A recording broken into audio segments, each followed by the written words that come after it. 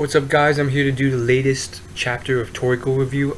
Honestly, this chapter was, let's just get straight into it. This chapter was one of those adventure chapters. So, the most similar comparison would be the recent chapters of One Piece, where they are, well, not recent, but the ones where they were in the underwater world, where every chapter was like specifically when they were traveling between, like, to the underwater world and leaving the underwater world, where it was just simply you see them traveling and then there's like small snippets of adventure along the way. This was one of those chapters because of the nature of these sort of things. Like, you can only put in so much in 20 pages. So honestly, this chapter was fairly simple, but again, let's get to the interesting parts of the chapter.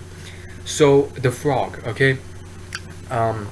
There's that crazy frog in the sea, that thorn sea, and I thought that was legitly amazing. Like, that, those are the aspects that differentiate the good manga creators from the great ones.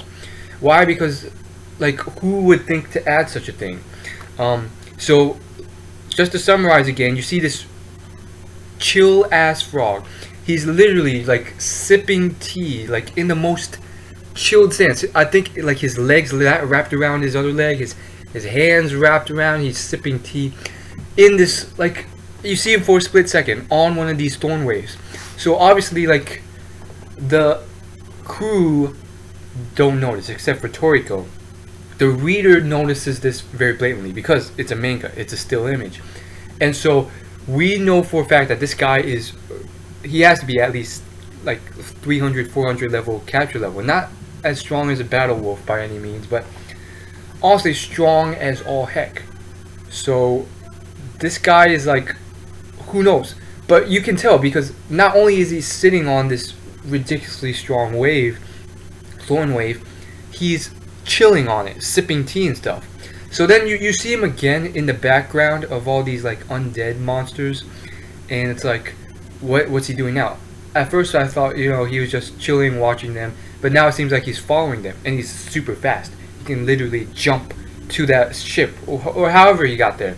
So again, at the end of the day, he's a frog. It's kind of strange. At first I'm like, this guy must be ridiculously strong. Then I'm like, okay, they kind of already outlined the progression of capture level strength all the way to battle wolf, so it's kind of like, how strong can he really be? Regardless though, I don't think he's a threat based on his behavior so far. I think he may even be a good guy. And so outside that, the main thing, there wasn't really much, but just looking from it from afar, I really do think that this is quite the cool thing. Like, they're on an adventure. They got 4 pets along with them, 3 of them who are like offspring of the strongest beasts of the land, with probably the potential to have a capture level of over 9,000. And the thing is, numbers can go on infinitely, so they could eventually have a capture level of 1 million. It can keep going, just like DBZ. You know how DBZ eventually threw out the numbering system very quickly because it was just pointless, because they just kept increasing. So that may happen with Toriko, possibly not. Like, the numbering system is good in my opinion. It's a good reference point. But again, it can become superfluous in the fact that, I mean, think about it. They started with like capture level 10, which was incredible. They just keep one-upping themselves to a point where like how far-fetched can you get? Anyhow, yeah, I just think it's very interesting. The 4 Heavenly Kings will most likely be the strongest of the land eventually. The fact that they have pets that are that strong means that they will probably supersede their pets in strength eventually, even at their full matured level. The final thing though is that, like, the pets are already at a level where they can, together, the 3 of them, form like a mini cyclone above them. So does that mean that they themselves are at that level, maybe 3,000 level capture level already? No, I think that's just like a little bit of a plot hole, miscomparison of capture levels that happen. I doubt they're even at like 400 capture level. Um, Finally, though, on top of all this, we got like we got what happened in this chapter. So just to quickly summarize, since you've already read the chapter already, what we have here is they're on this journey. They're experiencing these new things, these undead places. They hit the most hardest entrance to the gourmet world.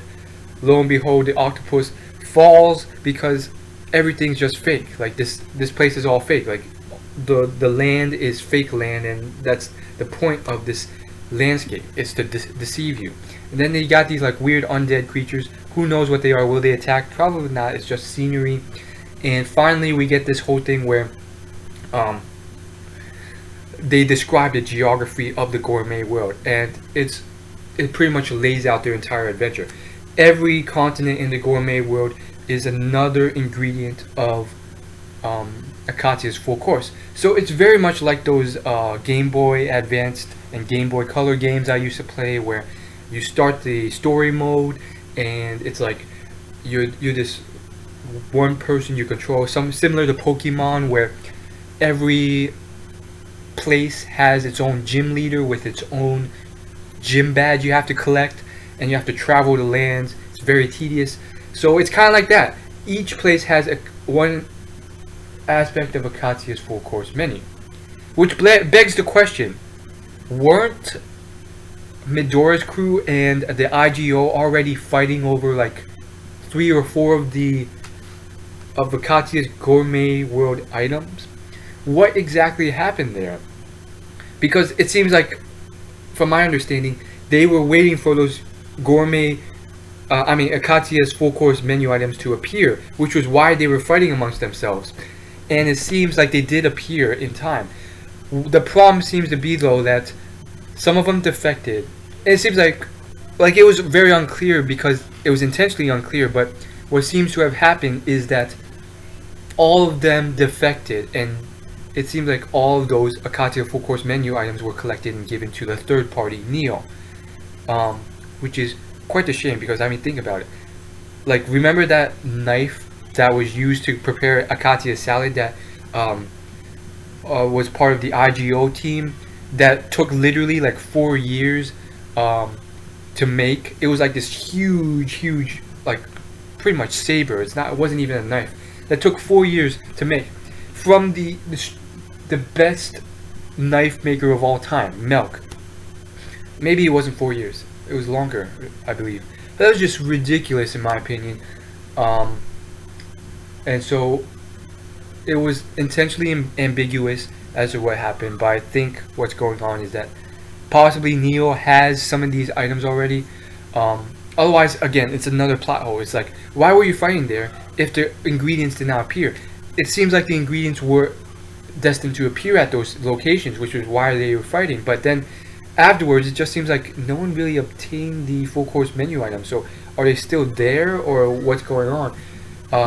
So again, I think the creator screwed up. He forgot about that, and now he's like, oh yes, I'll make it so that the 4 heavenly kings travel to each land as an adventure, so then they can collect each of these items along the way.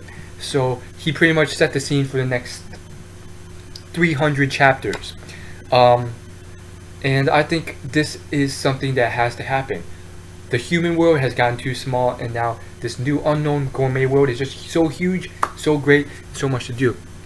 Again, it also implies that Akatia has already pretty much scoured and conquered the gourmet world. So that begs the question, is he still alive, or has he died of old age? At the same time, it seems like Toriko characters live like 900 years, and they do age, but again, that begs the question, like, are they immortal in certain ways because of the gourmet cells in them? Maybe Akatia is still alive. If he is, then he's probably the strongest out of all these guys. And what the heck is he doing? So I think he'd be dead, because I mean, he wouldn't just like let these people take these full course menus. His will was completely different from his descendants' will. His will was to freaking prevent anyone from taking these full course menu items. Midora rebelled against that will. Ichirayu tried to stop him, but at the same time was also trying to take these 4-course menu items for the greater good in a way, but still. And Jiro was the only one who really followed his will. Jiro was like, okay, I get your point. I'm just going to drink beer and stuff, alcohol. I don't need these 4-course menu items. And so it's confusing. As always, like, favorite, comment, and subscribe. Share this video with your friends to motivate me to keep doing these videos. You know, I only get like 20 views per video, so I really need motivation to keep going. More subscribers and so forth. I've been doing this for about a year. I haven't given up hope. As always, like, favorite, comment, and subscribe. I'll see you guys later.